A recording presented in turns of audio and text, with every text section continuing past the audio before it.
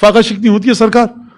کسی نے ہم نے پیسے دیے اور کہا کہ ایک لمبی چوڑی لسٹ ہماری فاتحہ کی, قبلہ فاتحہ کہیے گا ثواب ہم کو دیں. سرکار آپ سمجھتے کیوں نہیں ہیں بذات خود حسین ابن علی کے نام پر کھانا کھلانا یہ 1000 فاتحہ کے برابر ہے. سمجھ میں کیوں نہیں آتا؟ قبلہ وہ مجلس ہو رہی ہے تو میرے ابا دادا پردادا نانا تایا چچا کے لیے فاتحہ. ارے آپ یہاں فاتحہ پڑھ دیجئے, آپ سمجھ کیوں نہیں؟ آپ نے کہا ہے کہ مزخرفات اور لاتعلات بکرا ممبر پر بیٹھ کر جو حسین ابن علی کے مصائب پڑھا ہے عاشور کے دن, آپ چاہتے ہیں کہ آپ کہیں گے فاتحہ پڑھیے تو یہ ہوا کیا ہے؟ آپ کی سمجھ میں نہیں آیا کہ ذکر فضائل و مصائب حسین ابن علی ہزاروں فاتحوں سے بڑھ کر ہے سرکار. امامت کی معرفت کی سطح پر آئیے. اگر ایسا ہوتا جیسا ہم اور آپ سوچتے ہیں اپنی روزانہ کی زندگی میں جو خرید و فروخت کر رہے ہیں اس کے مطابق, ایک گھونٹ امام حسین کے لیے کسی کو مت پلاؤ, خود پیو. ایک گھونٹ پیتے ہوئے حسین ابن علی کے قاتل پر لعنت کرو گے, مولا حسین کے سوکھے گلے کو یاد کرو گے. صادق آل محمد نے فرمایا 4 لاکھ تحفے تمہیں خدا دے گا. خدا کی فکر بنیوں والی نہیں ہے. جب خدا معاملہ کر رہا ہے آپ کے ساتھ فاطمہ زہرا کے بچوں کے سلسلے میں, آپ بھی خدا کے ساتھ وہی معاملہ کیجئے جو خدا آپ کے ساتھ کر رہا ہے. یہ کام مت کیجئے. فاتحہ پڑھوائی, آپ فاتحہ پڑھیے. ایک عجیب مسئلہ ہے فاتحہ پڑھ. دیکھیے میں اس معرفت پر لانا چاہ رہا ہوں آپ کو جو امام حسین کی برکت و فضیلت ہے. میں قطن مولانا ہم تو فاتحہ پڑھواتے ہیں, بہت اچھا کرتے ہیں, آپ بات کو سمجھنے کی کوشش کیجئے.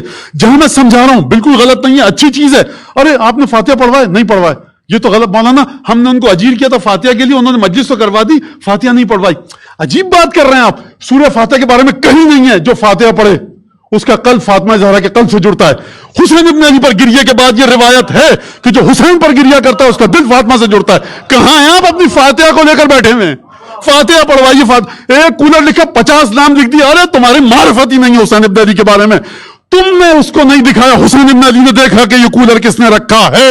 فاطمہ زہرا نے دیکھا جو پانی پیے گا امام حسین کے نام پر. آپ سمجھیے کہ امامت کہاں پر معاملہ کر رہی ہے.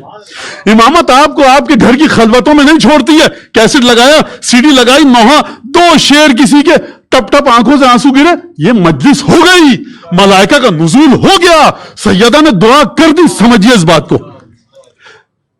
میں مخالفت نہیں کر رہا, میں مجلس کے بارے میں آپ کے کانسیپٹ کو صحیح کرنا چاہ رہا ہوں. خوب توجہ کیجیے گا اس بات کو کہ نہیں سمجھ میں آیا ہے, ابھی نہیں سمجھ میں آیا ہے. اور انسان چاہتا ہے کہ جس طرح سے وہ تختی کھول لیں تو کسی وزیر منسٹر لارڈ گورنر کا وائسرا کا نام ہے, نہیں تو کس نے کیا. سرکار یہ سلسلے دوسرے ہیں, یہ سلسلے دوسرے ہیں, واللہ یہ سلسلے دوسرے ہیں. سمجھیے اس بات کو.